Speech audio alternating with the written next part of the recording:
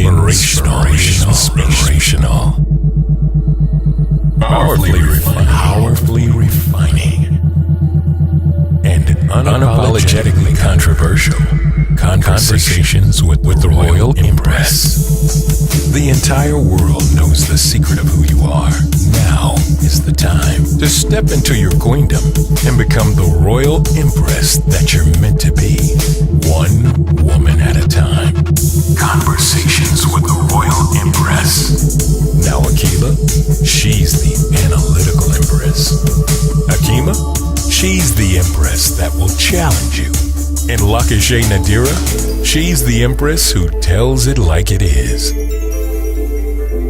Now, straighten up your crown and be elevated through conversations. Conversations with the Royal Empress.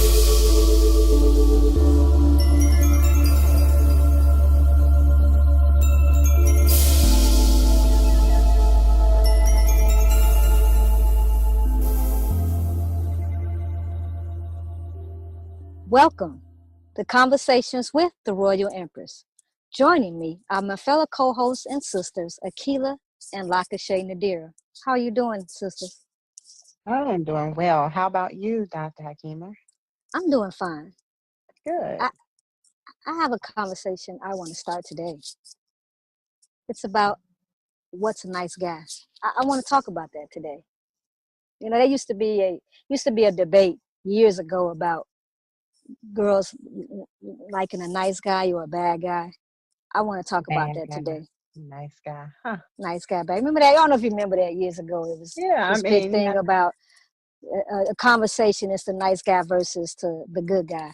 But I want to talk about that. I want to bring that back up because, you know, the roles in society have changed.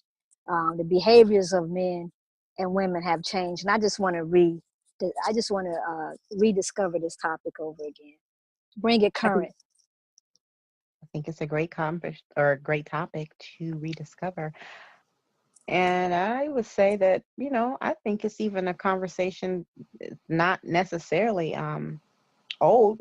I think it's something that probably comes up quite a bit in maybe different circles. Yeah. Yeah, I do hear people say it here and there, but I just remember this big campaign years ago. It was such a big thing. But like you say, in different circles, you do hear it. I was having a conversation with my daughter, and I was asking her to tell me what type of guy she liked. I said, you like a nice guy, you like a bad boy. And so it just made me chuckle and say, okay, I just really was trying to pick her brain and see what type of guy she likes. And she's like, I do like a nice guy, but I want to be like daddy. And then I said, well, what's that? And she says, a nice guy, but don't take no stuff. So I thought that was kind of funny. So I said, oh, that's interesting. So it just made me think about, that's a conversation that maybe we need to discuss with this upcoming generation, with the younger generation. Yeah, I think it is a good conversation.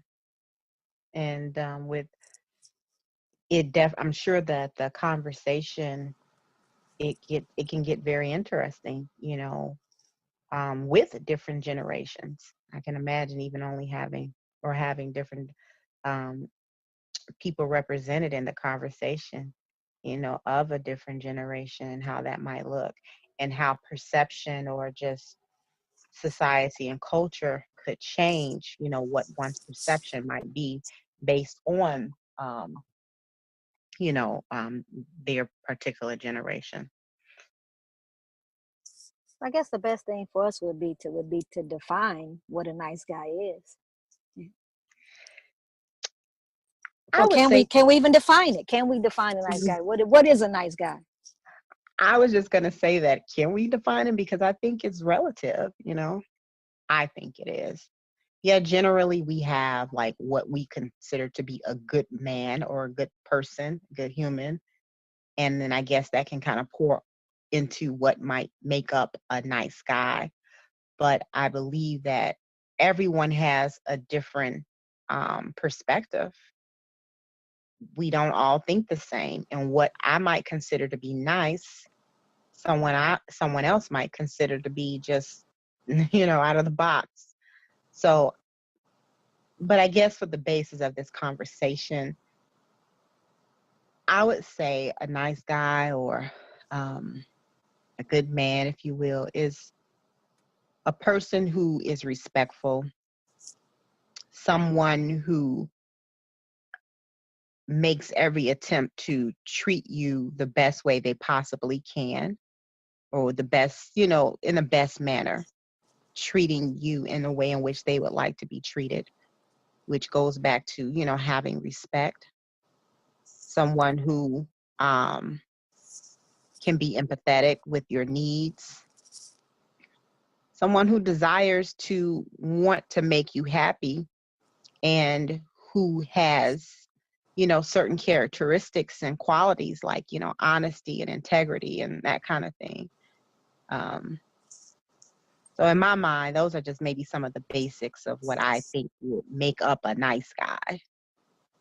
I don't think it necessarily has anything to do with his outer look per se, because that can change. So yeah, that's what I would say for starters. I'm going to go by this term where it says that an informal term for an adult male who portrays himself with characteristics such as being gentle, compassionate, sensitive, and vulnerable. So I personally think that there are universal qualities that makes a person a nice person. But when we hear the term nice guy, I don't necessarily think that people are saying it to say, somebody can say, oh, he's a really nice guy. And then somebody can say, well, he's a nice guy and I don't like nice guys. So as far as defining it, so I agree in that people have a different perception of what a nice guy is to them based on their standards. But I also think that there's a universally acceptable definition of what a nice guy is. But when we hear the term nice guy, usually it's not really about the person really being nice. It's usually about somebody griping about what they don't get from a person because they're too nice to people. So usually you think of a nice guy when we start thinking about relationships. People start, when other men determine that somebody is a nice guy or whatever, it's like, oh, he's like a yes man, the honeydew man, the man that does all of these things for the woman. He's holding open the door, he's treating her to dinner, he's treating her very well. Is sometimes what people see as a nice guy, but some people see that as a quote unquote pushover. He's easy to walk over. So those are just some of the things. As far as I'm concerned, I think I've said before, of course I'd like for a person to be nice to me, but I'm more concerned with him being a what we would qualify as a good man, and a good man, I guess, to you. And what does that entail? So I guess I didn't really answer the question, huh? Well, no, yeah, I think you did. I think you did. We're scratching the surface. I'll put it that way. We're scratching the surface. Yeah, I see a lot of people, I do, on social media, I see a lot of men griping and saying, yeah, see, women don't like nice guys. See, they don't like the man that does this for them. They don't like men that treat them well. If you treat a woman well, she doesn't want you. And so I hear a lot of self-proclaimed nice guys. And I think it's because they, usually you hear them saying that they're the nice guy, and that nice guys finish last. You don't get anywhere with people when you're too nice, or when you're trying to treat them respectfully. And I personally think that's a cop out. I believe that sometimes men want people that don't necessarily want them. And so most guys are going to put their best foot forward when they are attracted to someone and that's what they want.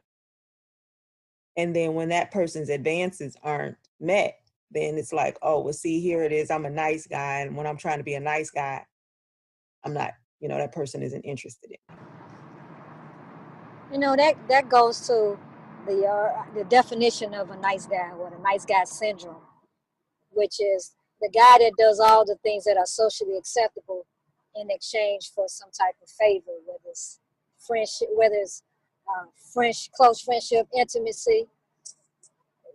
Usually that's what it is. I open the door for her, I do this for her, and then now she goes and dates this athlete, or she goes and dates this thug. Well, what was your motive for being nice or doing socially acceptable things? So is that really a nice guy, or that's just a damn devil? Because a nice guy is someone that's pleasant to be around. They have a stable, to me, I'm sorry, let me define what a nice guy is to me. A person that has some type of manners when it comes to someone of the opposite sex, someone who's civil, who acts civilized, who has a steady personality. He's not volatile in his personality. So for me, any guy that fits that, I say, oh man, he's a nice guy. He's real cool. He's easy to get along with. He's not a difficult person to handle or be handled by. I agree with that. I think that's nice. It's characteristics. I do believe that that's good behavior. Pleasant to be around, a generally good disposition, even tone, not, as you said, not volatile, very balanced. Those are things that I look at when I feel like somebody is nice. They're kind of, they kind of go with the flow a lot, laid back usually. But like I said, I think a lot of people give themselves a nice guy title, and they're not necessarily truly nice guys. And like you said, it's the motive behind why you're trying to be nice. Yeah, I was just gonna say, maybe it's is it because of those guys who are using that? I think they're using the nice guy in the wrong way, because like you said, it's you looking to get something in return. So really, you're not a nice guy. You are evil. You know what? If you out here opening my door because you really just want me to kiss you, or you really want me to let you in my house so you can put me on my back, you ain't no nice guy at all. You're actually a booty hole. This is what you are. And you're using deception to get me. So that's really not a nice guy. I think in society, there's too many definitions of a nice guy floating around. Maybe that's the issue.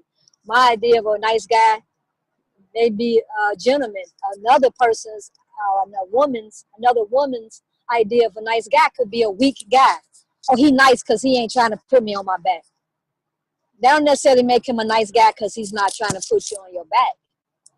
Do you understand what I'm saying? It doesn't make him a nice guy just because he opens your door, because people got the wrong motives, or he could be an idiot and still open your door. I know I have had my door opened by a lot of idiots or people I can't stand, and I'm saying to myself, wow, I can't believe that came from him, because everything come out their mouth is ignorant. But then again, they could have been raised, it's obvious they were raised by a woman that said, hey, you need to be a gentleman, or you need to be a man that's going to open doors for women. So I do respect that in them, but that's what I'm saying. A person that does nice things don't necessarily make their intentions good. So the definition of nice guy, is too many of them out there. Because I hear a lot of women say nice guy, but it's in reference to a weak man, or a man that they perceive to be weak. Do you guys agree with that? I think that some guys are perceived as nice when they are pushovers. But that doesn't mean that he's nice because he's a pushover.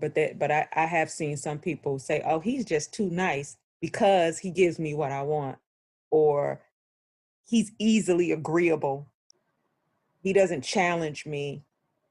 And so sometimes they'll say that, I don't like nice guys like that. Some women want men that they think are going to challenge them or going to check them. But I don't necessarily believe just because a guy will check you that he's not nice. So now if he puts his hands on you, he's not nice. Even if he smiles and buys you things and, apologizes and opens your door and do all of those knight in shining armor things, but he's beating you, he's not nice. And so, you know, it's just nice. A nice guy is consistent in his behavior. Well, can I challenge you on that? Okay. Some psychopaths that's consistent with their behavior. They deceive every damn body. So is it that because you consistently do things that are socially acceptable? Does that fall in the category? Do you still, based on that, do you still agree that that would be a nice guy, or they would fall, or consistency means that you're a nice guy? I said consistent in his behavior. So that's what I'm saying. Like a yeah, person like a serial killer, I'll say. I'm the greatest community helper, and I'm consistent. I'm do all that, but no one knows about my demons. I got girls locked up somewhere. Nobody knows about it, but I'm consistent. I'm the church. I show up at the church every week. You know, I'm a good father. I'm dependable. Everybody loves me. Everybody says I'm consistent. But I got 8 girls tied up, or I've killed 7 girls, and I got the 8th one tied up, and I'm about to kill her. I mean, do you still feel the same way, knowing that there are some people that can be consistent with their behavior and still, you know, there's some deviant thinking there. There's some deviant activity that's being hidden. What do you think about that? I think that that's an extreme analogy. because people are nice, it still has to be consistent. Just because a psychopath can be consistent doesn't mean that takes away from somebody being nice, being consistent. So if who you are, there is consistency in our behavior, regardless. So you're not going to be Dr. Jekyll and Mr. Hyde. It just doesn't work that way. If you're genuinely a nice person, that doesn't mean that there aren't things that can tick you off or whatever, but typically we are consistent. You are consistently pleasant. You are consistently whatever if you're actually consistent, if you're consistent. So there is consistent behavior. That doesn't mean that a person isn't a psychopath. I'm just when you said consistency, I'm like, okay, well, this is true, but let's look at that. Cause nobody who is I mean, an asshole is consistently an asshole. right. So behaviors are consistent. So you still want to see somebody who is quote unquote nice, that the behavior is consistent, because if there is no consistency, then how do we determine that somebody is what we say they are? True. Okay. So that's what I say. I think that's an extreme analogy. I mean, once we start delving into pathologies and stuff like that, I mean, that's a reality. Yeah, most serial killers were deemed, oh yeah, he was such a nice guy. I didn't see this, I didn't see this coming. But that doesn't mean that a genuinely nice person shouldn't be consistently nice. Okay. Yeah, I've dated some quote unquote, well, I won't say nice guys who did all the nice things. Okay, let's look at it from this angle. Should a woman be looking for a nice guy, or should a woman not be looking for a nice guy? What do we think are the thoughts that women are having towards nice guys now, or what they should be having? Because I think women should look for whatever it is that they are interested in. And I think that the term nice guy versus bad boy, if you will,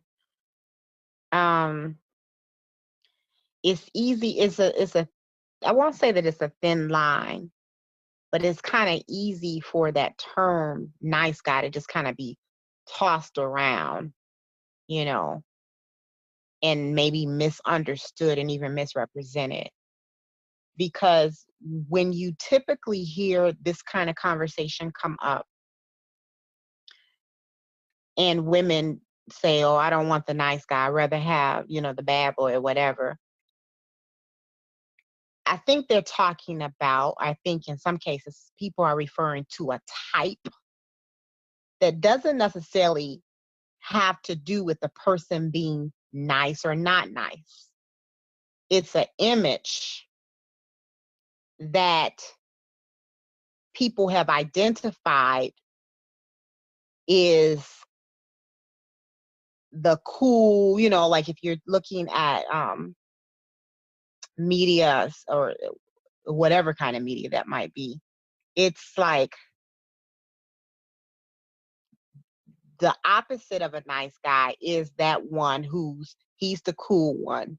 He's the one who so-called gets all the attraction of, the women. He's the one that has like a little edge to him. Maybe just a little bit rough around the collar, but not too much, or maybe really rough around the collar, the one that, may rebel in society a bit. But does that mean that those things mean that that person is not nice? So I think it's more of an image that we've been given, like for example, if you think about, I don't know, Fonzie, in I can't even think, what was the name of the sitcom? Happy Days. Happy Days. He probably, his image wouldn't necessarily been considered to be the nice guy. Maybe the other character was. Doesn't mean that he wasn't nice. It was just that he was cool. But then, you could take, because I don't know some of the more modern, unfortunately, I don't know some of the more modern sitcoms and things like that. But, it's again, it's just, I think, an image. But and that's why I started by saying, yeah, whatever that woman feels like she is interested in having, I can't say what she should want or what she shouldn't. But I think ultimately, it just like with the man too, not that we're going to deal too much with this, but when people think about the person they want to kind of be with when it's in a relationship that's not necessarily committed or like, before marriage and things like that, they don't mind. It's like an experimental process. So let me go ahead and, get that type of person. Oh, but when I'm ready to settle down, I don't want so-called nice guy anymore.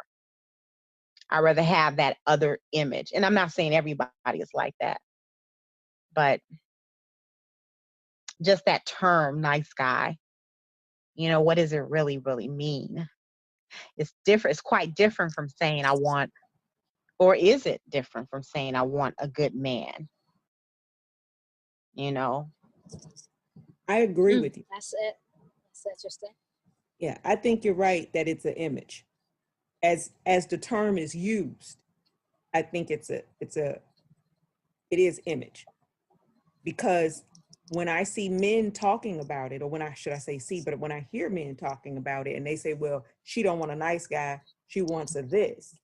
And that is more about the image of what she's looking for. I think the Fonz was kind of a good comparison because you compare Fonz to Richie. And Richie was kind of this, just this little nice guy. nice guy. But, they think of, sometimes when they think about nice guys, they're thinking about nerds.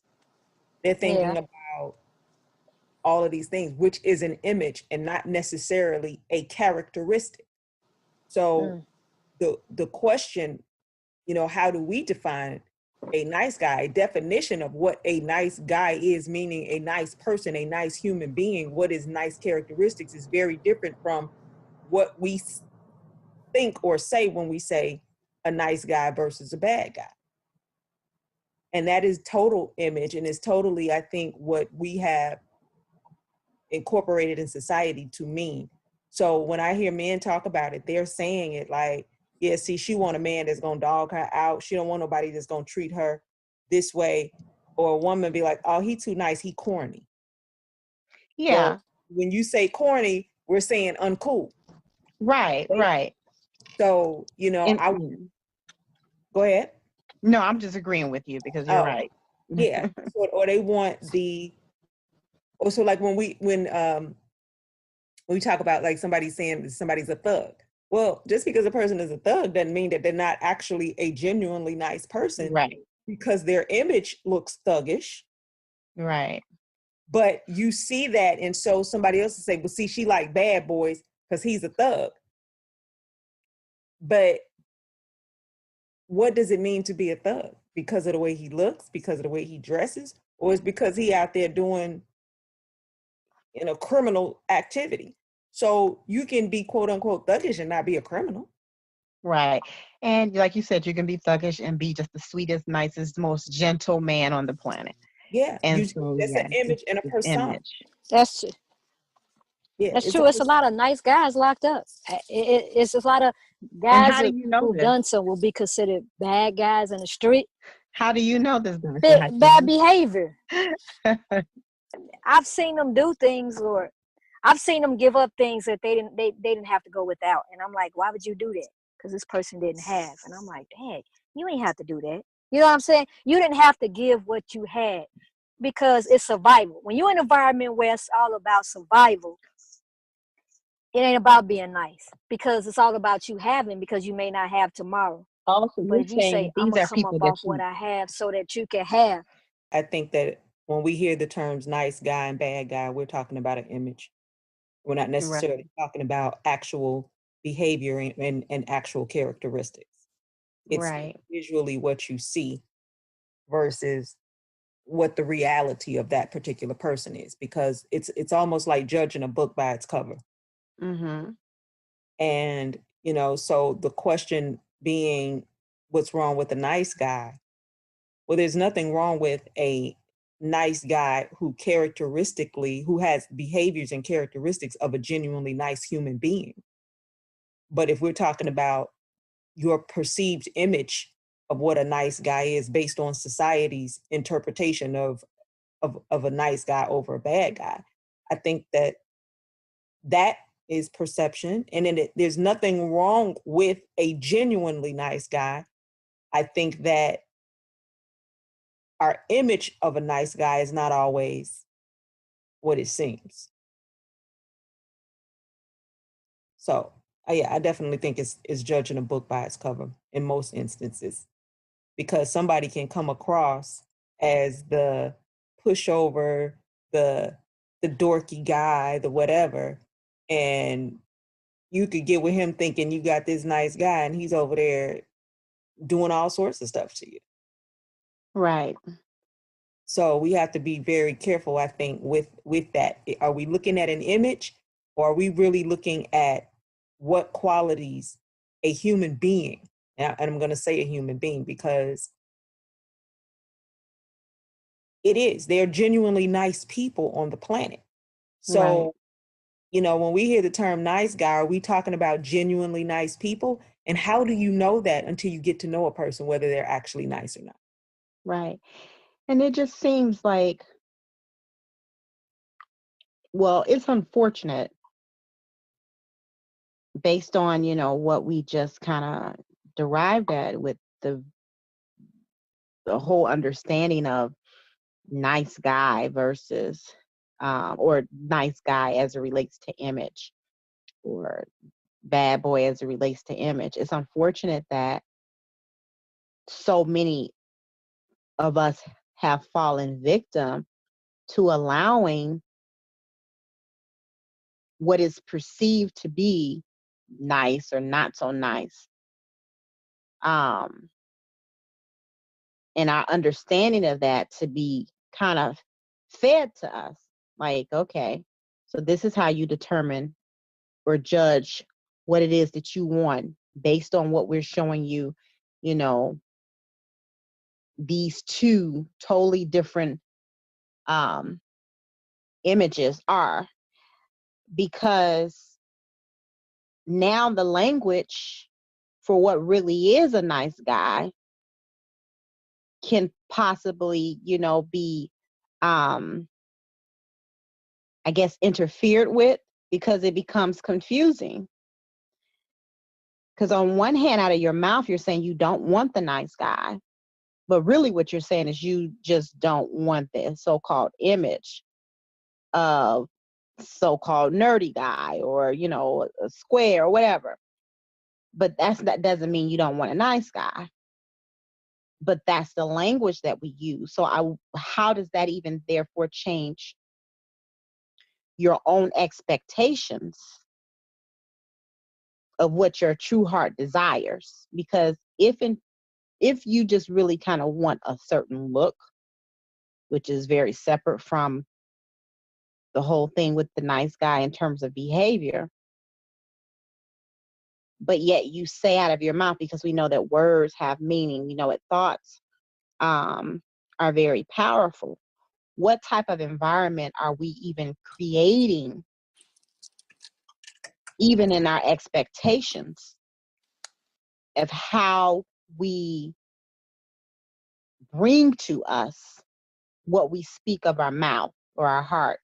I don't know if I'm making sense. Yeah, I think when I'm listening to you, what was coming into my mind is sitting down as a woman and writing down what qualities you desire in a man. Mm-hmm. We all have a list of things, and you can write down what you don't want in a man. And then you see if that's in that person, regardless of what their image is. Right. Does he possess these particular qualities that it is that you are seeking, or what it is you're looking for? Because I personally want kindness from somebody, from a man. I need you to be a kind person, a kind human being. That to me is a nice guy, but that's not necessarily the image of a nice guy, because he may not come packaged right in what we perceive as a nice guy's image. But the other thing I was going to say is that the term nice guy is also a term, I think sometimes that's made up, not necessarily made up, but is used by men who justify why they're single, because they want to say women don't like nice guys, they just like assholes. Right. Yeah, you see, So it's you like know what? I can self-appointed. think of so many examples. Yeah, it's like this self-appointed title, and it's a red flag. When I hear a man say, see, women don't want a nice guy," you're not even nice. You're not really nice. You're just not getting what it is that you feel like you want. You're in competition with another image that you don't portray, and so therefore now you're the oh You're God, the I'm the undesired. who's getting dogged out by the women because all they want are assholes and thugs. And maybe what it is that woman is looking at is a certain level of strength That you lack. Yeah. And what her lack of knowledge, because just because a guy walk around and he intimidates everybody, does not mean that that's strength. And sometimes as women, we have the wrong idea of what strength is. Strength is not some dude that's walking around checking people. Look, punk, man, I said move, nigga. I said move, punk. That's not strength. But for some women, they think a guy walking around with that ego and that chip on his shoulder is strength. That's not strength. Strength is the man that got to walk 3 miles to get to work. After walk 3 miles, take another 2 buses to get to work, and after he get off that job, he take another bus to get to another job. By the time he get home, all he got time to do is sleep, because he got a goal in mind. Now that's strength, because he's focused and he's not gonna let anything distract him from that goal. Now that is strength. But some dude walking around with his chest out, that's not strength. But you'd be surprised how many women have the wrong perception of what strength is. Right? Or his pants hanging down. And or loud. Some women think he loud. So, he about something. He loud. The quiet man might not be as attractive to a woman because they can't really read him, or they think, he weak. He quiet. When somebody say, hey, punk, you in the corner, I'll beat you up. And he just look at him and turn his head. He a chump. He a punk. He weak. That don't necessarily mean he weak. He might be saying to himself, The last dude I hit ended up in the hospital. I really don't want to do that to nobody else. So you You never know, know what he's thinking. yeah. Just because he ain't responding, he might be over there like, I'm a black belt, so I just can't whoop on everybody for no reason because I can go to jail. Because I'm trained to hurt people, and once that get out, I'm gonna be in trouble. So I can't go around whooping on everybody that look at me or say something wrong. So you never know why that person is quiet. They could just be confident, like I don't want that drama. But for a lot of women, they perceive the type of guy that's calling people out in a crowded room as he's strong. That's not strength. That's actually weakness. He sensed strength in the room and he figured, oh my God, I'm intimidated by that. So now I feel insecure. So let me project myself to be stronger than that person that's in the corner that I know deep down inside is stronger than me. So oftentimes we as women just have the wrong perception of what strength is. Now, see, as you were saying that, I'm thinking, well, that's a certain type of woman. What? That's Yeah, but we were talking about, but based on what she was saying, I said, those women would think those type of guys are tough. Yeah, well, right, a certain type of woman. And the type of woman who hasn't been exposed to what confidence actually is or what certain things are. Because, I mean, anybody that's sometimes what we find in certain men is we see in our fathers, we see in our uncles, we see in the men in our lives. And so if the man that she has been shown, who has been the image of a man for her, is that way, then that's how she sees it. But if she grows up and she sees strength and confidence in a different way, I think that that's her perception of it as well. But that still doesn't mean that the image, is not still in her mind. And that image, so even if, she could have a father who, no, he's not going around checking people, he's not going around doing any of that. And he exudes confidence and whatever, but maybe he has the quote unquote cool image. And so that perception is still there where you basically project that image onto somebody who is deemed cool versus the quiet guy who you think is timid and shy. And sometimes they are. But you'd be surprised. There's guys out here who look like thugs who are just as shy. When it, And they're I'm just not even surprised. But you're right, because it's the image. mm-hmm. And even you even think about fads and just things that, young men and young women may find themselves wanting to do, like what's in style. Whether it be, getting ears pierced if you're a guy, or, getting your hair turned blueberry cherry, or, getting tattoos, whatever that might, what people see as something that they can identify or relate to. Because I think about even like, my oldest son, who is at that age. He's growing into, a young man. He's 18. He is a young man. And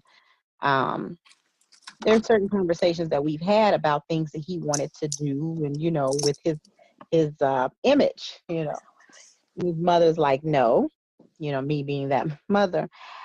And so, when I asked the question, well, what is it? Why?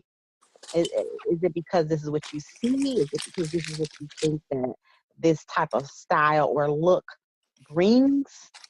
Like what is it? And so when I look, when I think about, just generally speaking, the whole concept of, good guy versus bad guy, most are not necessarily striving to be the image of the good guy. And if I'm talking about the image of it now, and those who have a tendency to lean towards being, and not in all cases, but lean towards being the good guy, is oftentimes because that is where they're forced to be, because they don't have that so-called look. So it can be safer.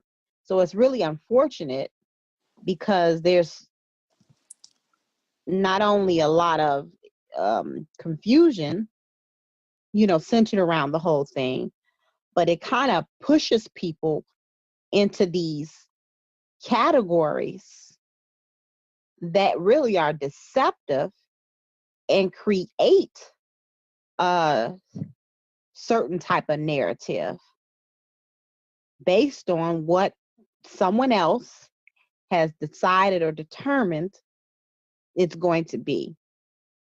So even if you're looking at things as simple, let's talk about girls or whatever. We all once were in grammar school and high school, and we all knew that there were certain people that, okay, they fit into that crowd, and we knew that the other people fit into another crowd. Okay, those were the so-called smart people and the nerds. Why? Is that to say that the people who were cool and wore their, hair a certain way or wore certain gym shoes were not smart? No, it's just that image that society was telling us, or giving us or feeding us. It automatically divided a line where certain people in their own head knew that they couldn't cross, even if they wanted to. So then this is where you see a lot of people even acting out, especially as, you're dealing with school age children. And then they continue to act out even into adulthood because it's all about fitting a particular space that somebody else gave to them anyway. And then every once in a while, you'll find that one person or that, those people, and I'm still talking about, like within school age, high school, that will go against the grain on both sides to say, you know what, hey, I'm still cool, I'm still this, I'm still the good guy, but I may look this way. So in other words, you're not going to place me in a box. You're not going to tell me who I am or what side of the fence I'm on. I am a good guy. I just happen to be a good guy that got a cool leather jacket and some baby shoes and a motorcycle, So now what? And then now it's like, ooh, because even like I remember when you mentioned earlier, it was something that you were saying, Dr. Hakeem, and you talked about the nerd or whatever when we're describing the good guy and saying, well, she wants somebody on the jock person who's on the basketball team or whatever. But is that mean that the person who's on the basketball team is not the good guy? No, that means that the perception is that the so-called sports people are very different from those who chose speech, because that's not looked upon as, you know what I mean? So these things are basically painted and then handed to us as our own portrait. And then we wear it. And then now as women and men alike start making decisions for them, which is for, or directly related to their life because of the decisions that they make for relationships, they're basing it off of something that is very weak and really does not hold any weight because it was a mindset or what can be perceived as one given to create such a falsified mindset at that. Did you guys see The Breakfast Club? This old 80s movie.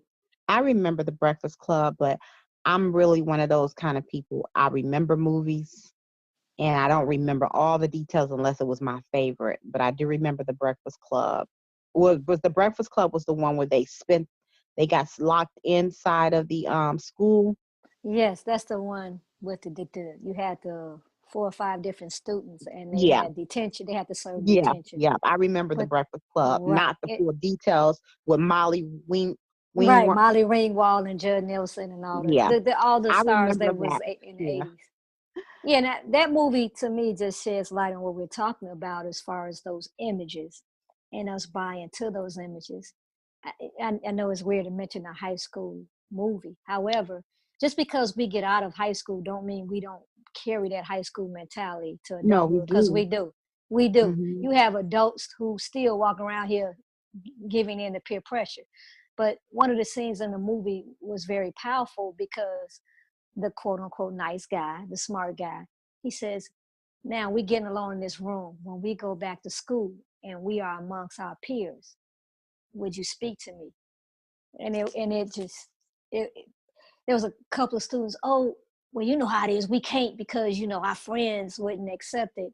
And then there was some saying, that's crazy. How should your friends force you to perceive someone a certain way or shun a certain person because they fit certain characteristics, or you place certain characteristics on them, or I'm not characteristics, but you project certain mindset on a particular person, and so you want others to feed into that and act in accordance to that. And it's a very profound scene in that movie. But by the end of the movie, they part ways as if we're friends, and we're gonna carry this friendship outside this room.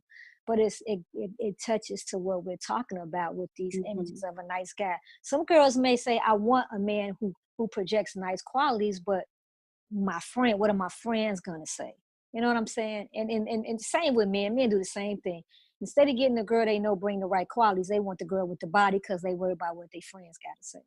I've had guys say, I've had this argument with a couple of guys.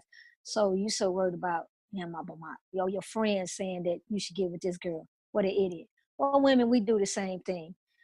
Girl, my friend, girl, why you ain't getting with this guy? This dude a But lame. that's You know a what I'm saying? very that is a very immature way to think, which really, even when we're just saying, I don't know, again, this goes back to it just being unfortunate, because if you're a grown man and grown woman and you've gotten to a place where you've bypassed high school and had a little time to hopefully find yourself, but yet you're still basing your life, your precious life, and your life relationships on what someone else thinks, then you probably should go back to school. You probably should go backwards a couple of years so that you can relearn and mature. Because that's to me, that's such a shallow place. That's such a just unfortunate place to be in. That I think somebody else really is dictating to you your choices. So you can't freely dislike someone. But the interesting thing is, as I'm talking about this, this is done on so many levels. Even when you think about families, and how many times do you know of someone who married somebody that the family didn't approve of because they didn't think that they were good enough, or you chose him, or you chose her. She from the other side of the tracks. You know, where he's not from a a certain kind of family. They didn't make enough money, things like that. So you really want a person to put aside their feelings and go with what you feel is best, again based on image. that That's goes back to that lack of independent thought. We let society dictate the type of person that we should be pursuing as a mate.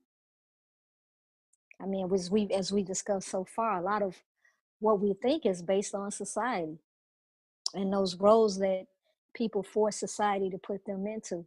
But you think about this, but now once did we mention in society how those roles are what God has placed as a mate that you should be seeking the criteria of a good mate.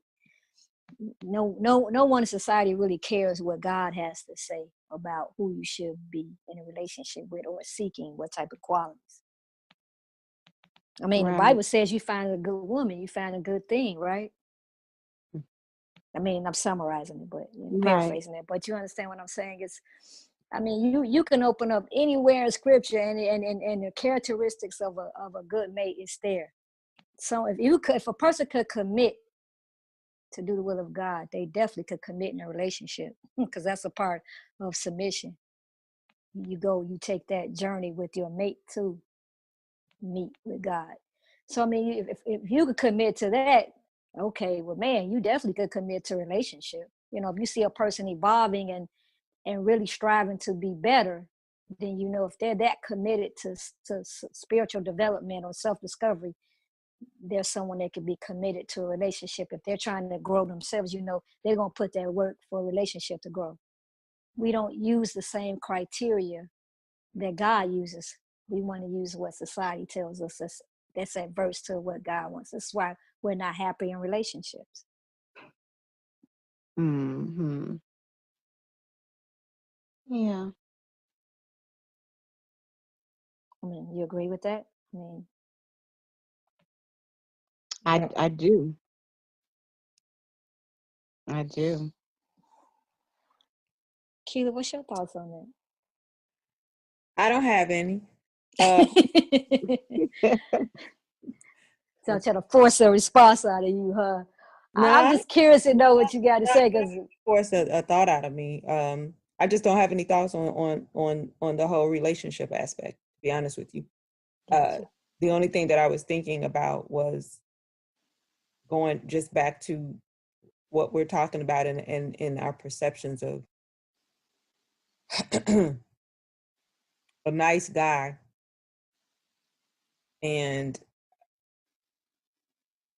I was just thinking that realistically, at the end of the day, we have to learn that our image of a person being a nice guy is not necessarily a nice guy. So when we That's ask true. the question, what's wrong with a nice guy? There's something wrong with the image of a nice guy, but there's nothing wrong with a genuinely nice human being, a nice man, a person who actually is a nice person, who is kind and gentle and all of those things. So I just think that we have to understand what we're talking about when we say nice guy, and that I want a nice guy. Do you want the image or what you perceive as a nice guy? So, Mm-hmm. because we will look at a person like a Bill Gates. I know I'm using him but what he does, Bill Gates comes across as a nerd. He comes across as what we would consider a nice guy, the pocket protector dude, the whatever. And so this is the image you have. Oh, he's just a nice guy. He's too nice. But yet he's also been accused of this whole thing with vaccines, right? Yes, true. So is he really And nice? depopulation. And Funding depopulation, the depopulation of the planet. right? That's true. But So You're that's right. the purpose of vaccines. so therefore, Yeah. so my point is that so our image of a nice guy is not necessarily a nice guy, because what his thought process is and what he's actually doing is not. So we could see someone who he's clean shaven, clean cut, has this nice car, nice job, all of these things. And the first thought you have is he's a nice guy. Mm-hmm. It's But just terrible though, because that just goes to show how much mind control Mm. mm-hmm. that that society has over us. Like literally, somebody told you that this is how you're going to think. This is what you're going to eat, and you're going to like it. I'm going to put this commercial on. You're going to watch it, and I'm going to play it for 7 days a week. And then on come the 7th day, you're going to want to cook it. If not that same day, because I told you this. This is what you eat. It reminds me, Akila, as you were speaking, I started thinking about one of my favorite movies, which was The Matrix. Yes. And I was thinking about the part in the Matrix when who was it, Neo, he was being shown like the woman in the red dress in the stake. It was like those were things that those who were consuming or who were partaking in that world, even though they knew that they were not real, it was just the thought and the idea that was being presented, that still, this is what I want. This is what I want. I want the idea of the woman in the red dress. I want that, the state, even though I know that that's not necessarily what it is. Programming. Yeah. And that's exactly what has been done to us. The programming that has been done to us has caused us to have an interference with the reality in the proper way to think, because everything else trumps maybe even what I really deep down inside feel. I don't want a quote unquote bad guy, whatever that means. Oh, because bad guy means he wears, again, a leather jacket. He drives a motorcycle. I don't know. Hey. It's just so crazy how we can actually, and again, this is something that's been done over a period of time. I'm sure that if we go back, like, in just about any generation, we can go all the way back to the 20s and we'll see the same thing. It just changes. The face changes. That's So true. back in the day, it might have been, give me somebody black, because I'm tired of using Fonzie. I'm just having a loss because I really don't know these newer No, but shows. that's a good comparison, though. I mean, It just is. I'm just because trying to of think of the somebody. image. Yeah, but it's like, yeah, no matter when. Okay, let's talk about Nino Brown. Oh, that's okay. Got you. Oh yeah, Nino Brown. I mean, he would be considered to be, a bad guy, right? But he was.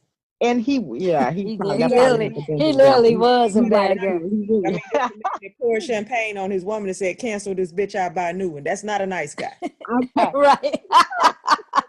And But hey, but how many women like them type of guys? I mean, But we're talking about, but where she's going with it. I was trying to go, but you're right. You're so right. yeah, I'm just agreeing, that that's Brown was desirable. not okay. You know what? I got one. Well, no, this is not good either. Well, just for the sake of the conversation. But okay, one of my other favorite movies was Five Heartbeats. Okay. Yeah, I don't remember a lot of Five Heartbeats, but yeah, go ahead. You don't remember the Five Heartbeats? I remember the movie, but I remember the movie, but I'm trying to remember certain details. That's a sin. Okay. I must cleanse myself. I will cleanse myself, like you say. But in that movie, you remember you had the two brothers. Yeah.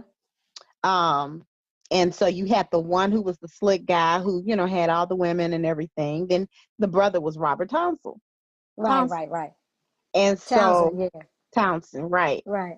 But you had that whole, he was really kind of like the bad guy. The brother was. Right. The one that everybody, wanted. But it was the image. So you had women throwing themselves at him. But yet in truth, really, Robert, he was the one that was supposedly the nice guy, and he really was. It's like when we're presented, I guess, like even the appetite of the human being and what it is that satisfies us, or what we think satisfies us, can oftentimes be confused. And that's why I use the example of the Matrix. I know I'm bouncing all over movies and stuff. No, good stuff. we were talking about when I was dealing with the steak. Now, know that on the plane, the mother plane, they were eating what appeared to be slop, right? Yeah, I hated that part of it, yeah. But they were satisfied with it because it was the nutrients, it was what that was giving them. It exactly opened out, right. It superseded what it looked like. The purpose of them eating the food was so that they can, get what they needed for survival. Right. So it's like, okay, do you want this steak? Do you want this image of this thing that looks glossy and great? Or do you want the real McCoy, something that's going to really give you what you need? And I guess I'm looking at it the same way that society has presented to us, this whole thing with the good versus bad, the bad boy versus the nice guy. You know, I had a Nice guys come out last. That you know, I had a Mhm. conversation with a sister, and she was talking about a relationship she had with a guy, and she's like, it just wasn't, that fire wasn't there. He was too much of a nice guy. So I said, when you say fire, what do you mean? You know. And I said, no, I need you to expound on that because I don't know what you're talking about. Girl, he didn't get me going. I mean, we didn't get into it. Like I said, okay, stop right there. You know, I had to get tell her. into it, like get into So I said, so you think, so he's a nice guy or he's not good enough because he didn't give you drama. He didn't have you so emotionally distraught and ready to fight. Because her man said, well, yeah, because, you know, girl, it's good sex. Makeup sex is good. So, so I said to myself, listen to how you sound. So I'm Wow. like, oh, so I said, so basically, your idea of a nice guy is someone who's just not going to bring you drama in a relationship so that you can have a reason to have some passionate lovemaking sex. You can role play with a nice guy then. Why don't you just act like y'all mad? Act like he a rapist and he coming to your house. If you need that type of drama, you can role play. But in her mind, she was so, girl, this man don't give me enough drama. But yet complain about the dude that's putting us through hell, but then say, well, the guy I was with was a nice guy, but I had to leave him because he didn't give me pretty much the drama that this guy's giving me because the makeup sex is good. And I'm just like, you know what? I'm gonna stop talking to you because you're just not getting it. You know, I'm trying to question her like, so you want drama is what you're saying. I'm trying to get her to admit that you want drama, but no, girl, that ain't it. But basically, that's what she was saying. And oftentimes we will label a man as a nice guy because there's no drama in the relationship because we take drama for love. Or Yeah. that's a demonstration of love. You know, we got into it, but we apologized and we said we loved each other, and people feed off of that. And that could go for men too. You know, I have some male relatives who, no, not the girl you was with that was good for you. You want the chick that's giving you drama. And they ended up marrying that chick and she gave them a whole lot of drama. Believe me, a whole lot of drama. So it's like, we want to label nice people as people who are drama free. Give me a nice guy then, because I don't want drama. It sounds like they've normalized toxicity, basically. Oh, yep, you right. Mm-hmm. Made it normal, like it's nothing. Yeah. If it's not a successful relationship if it ain't no drama, huh? Or as you say, what's your word? What's your phrase, Lucky Shay? Oh, normal. I can't even remember what it is. It's the I love it. normalcy. yeah, Yeah. that.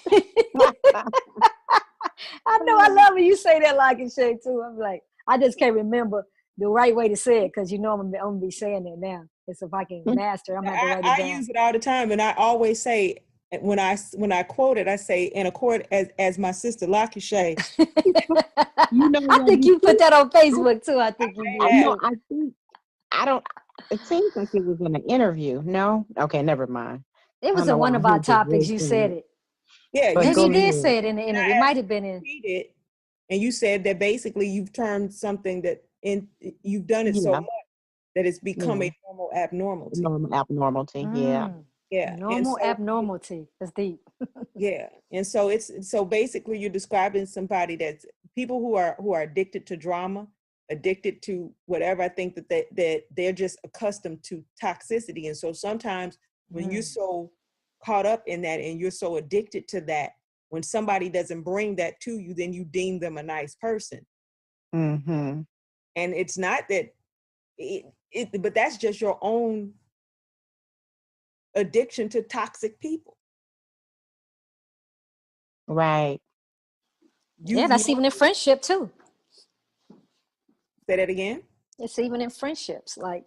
Oh, absolutely. And it's not just a just opposite sex type thing. It's also a friendship. You want the best friend to give you drama, to hang up on you, don't talk to you for a couple of days, and that, girl, we made up, we friends again. You know, it goes back to that same thing. Yeah. I just want to throw that in there too. That's all. I just want to throw it in there. See that, and that's the truth, though. You can see it in so many aspects of our life. I know that I have a family member, they're no longer with us, but I remember when they were ill, they had come to stay with me, and I'm like in the south suburbs of the Chicagoland area. And anyway, they couldn't stay here longer than a couple of days. They were like, even though they were sick and it was difficult, they couldn't be on their own. They did not want to stay here because they were so used to hearing sirens and gunshots and engines, fire, ambulance, that they couldn't focus or concentrate. And they said out of their mouth, I need to go back. I need to go back to where I normally am used to residing, because that's what they were so used to hearing on a day-to-day basis. Gunshots, fire engines and stuff like that.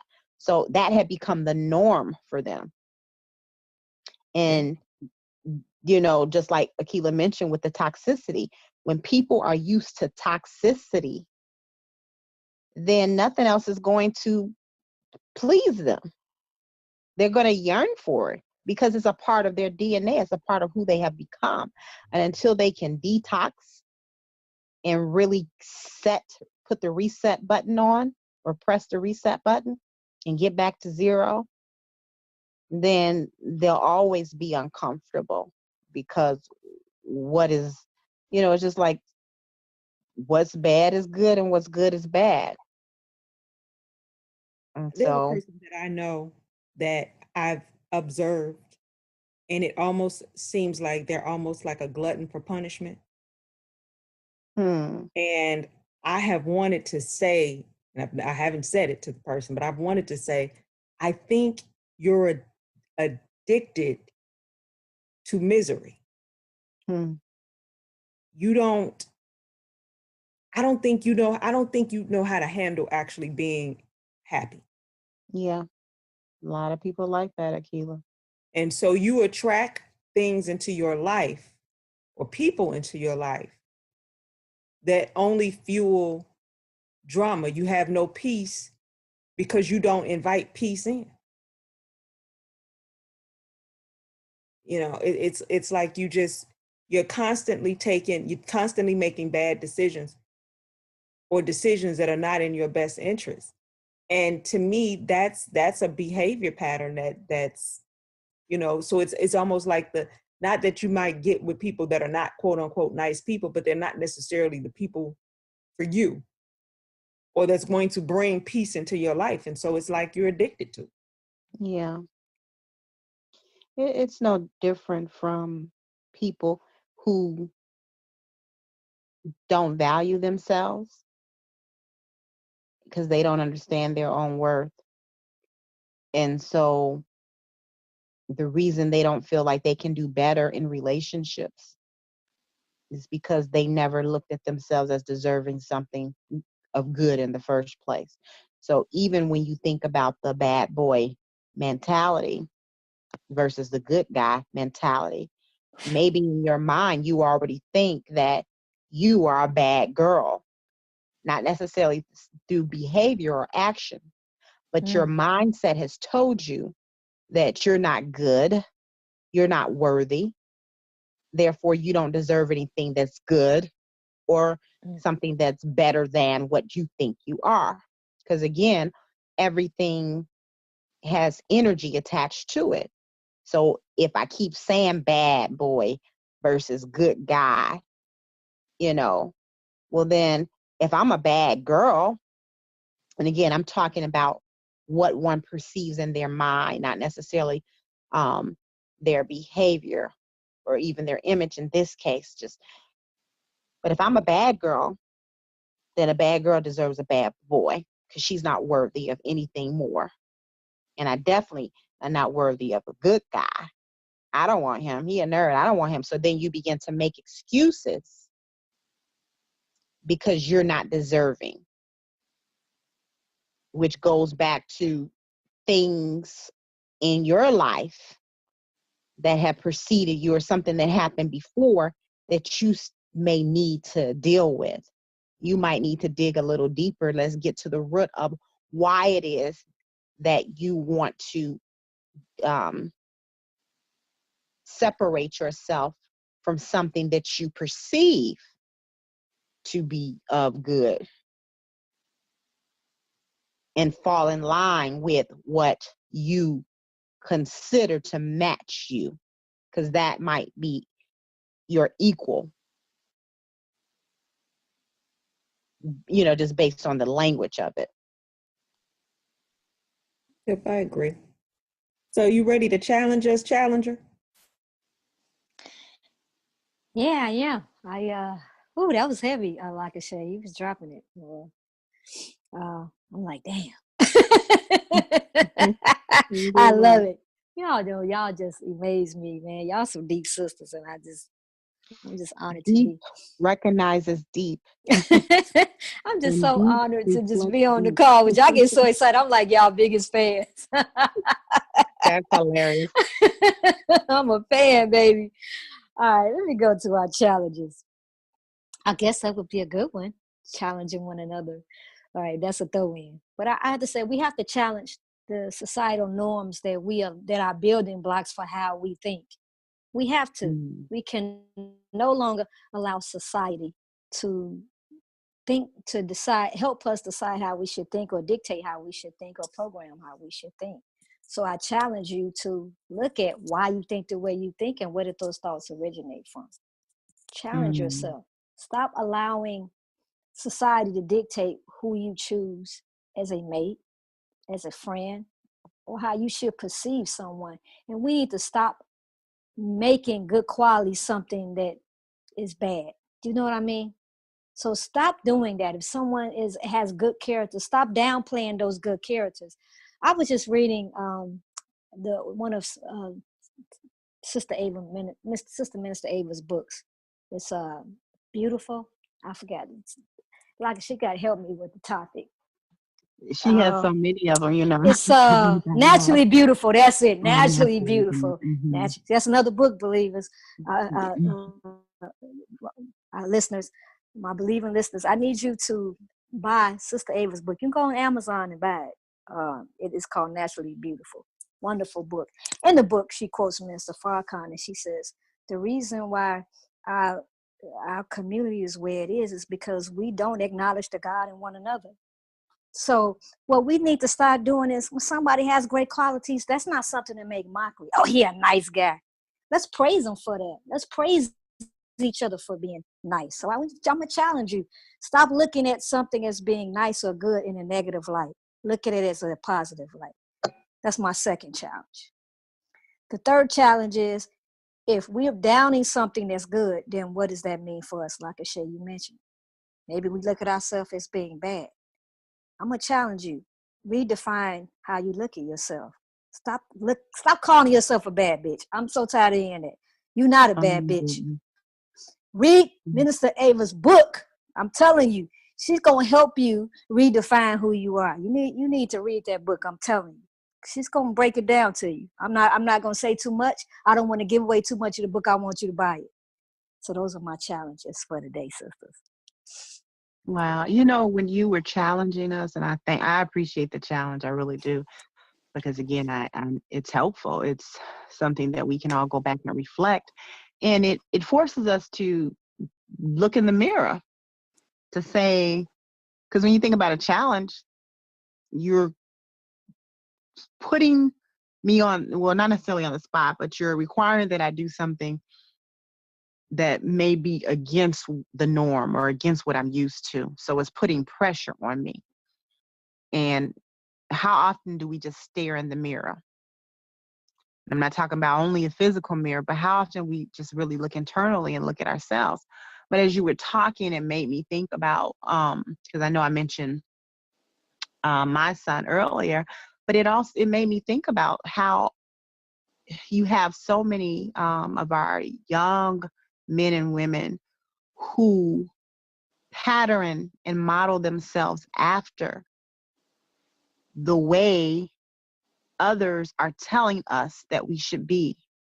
And so it was a great point that you made when you said, when instead of putting those characteristics down, then those are things that we really should lift up or praise. Because imagine if you have a young child, a young daughter, a young son who may have characteristics that innately may be good.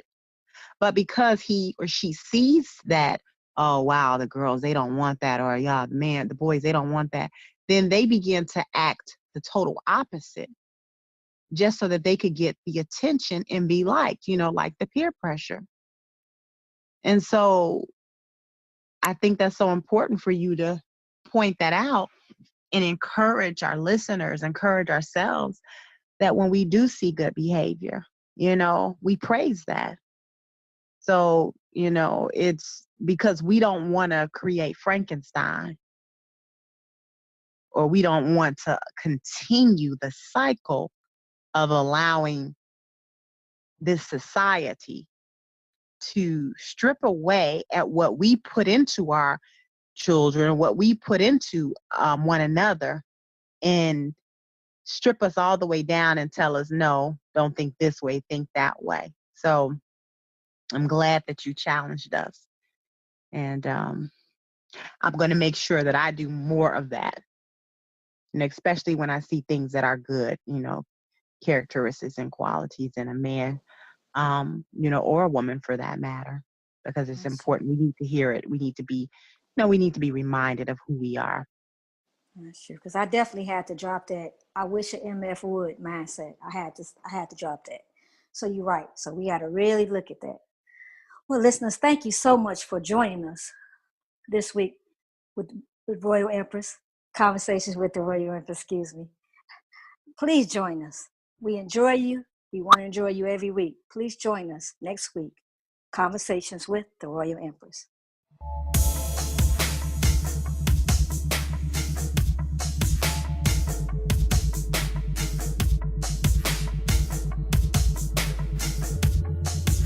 Thanks for listening to another episode of Conversations with the Royal Empress. Tune in next week for another enlightening conversation. For more information on the Royal Empress, please visit the website royalempress.org. You can also follow the Royal Empress on Facebook, Instagram, and Twitter. Conversations with the Royal Empress is a subsidiary of the Royal Empress organization. All rights reserved.